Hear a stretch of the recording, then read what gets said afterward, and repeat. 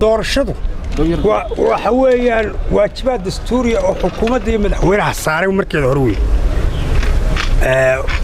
marka waxa ay intaa u fadhiday waxay ahaayeen qabyo ku jirta oo isku mar ka taagnaa iminka ninka yiri xilligeed bay ku qabsoomaysaa oo laba xisbi baa gelaya horta baan buu sheegay laba xisbi dastuurka ma ogola saddex xisbi uu dastuurku sheegayaa inay ka qayb galayaan saddex xisbi tartamayaal saddex xisbi ka kala socda ayaa ka qayb galaya qoran beejka koowaad macnaynta erayada xeerka maxay ahaydey xeerka asxaabta hadda ma garata walku waraysa marka taas ninkay yiraahdo laba laga qayb galaya oo waqtigeeda dhacaysa isaga og halku marinayo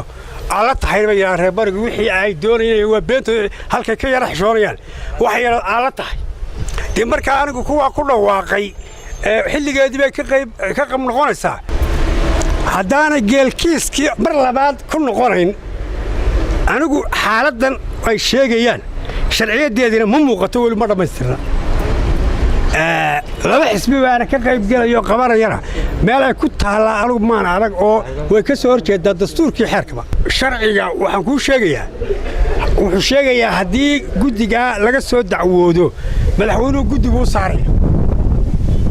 guddigaas ribood buu soo diyaarinayaa markaasuu isaguna go'aan ka gaaraya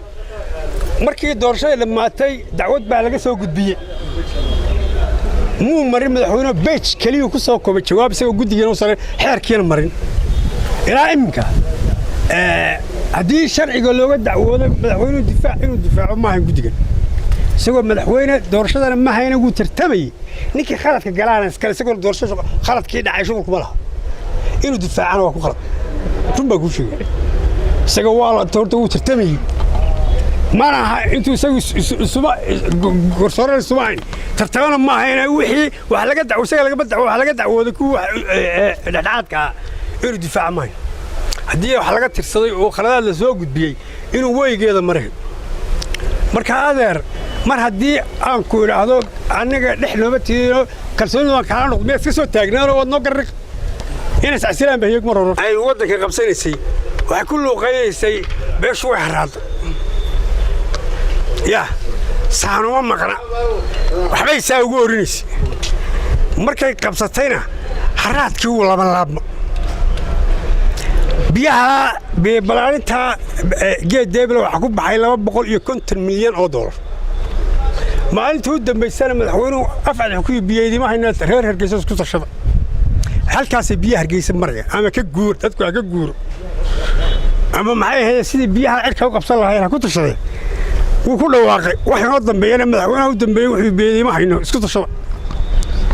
berigaana waxay ahayd 7 bilood baa lagu cabayaan biyo soo saaran Hargeysa ku filan baa berigaas noo hadal baa iga dhacdo markii uu Muuse meesha qabsaday yiri cadaalad iyo sharciga ku waxa ku yiri waxaan ugu dinoo tijaabaa sidoo biyaha yar soo baxa reer Hargeysa isagoo reer Hargeysa ugu qaybiyo xidiye xigaalida tulkii ugu qaybiyo anaga noo socda qoo ilaa wal bicdaan loo taagneen waqti waxba ka online sida uu ninkaas ugu qaybiyo reer Hargeysa biyaha noo saaran baan wax ku yeeganaa ku cadaalad iyo sharciga ku laqbay tiina maalintii u dambeysay jawaabtii waa la helay wuxuu yiri biyaha naga suginaysa istibar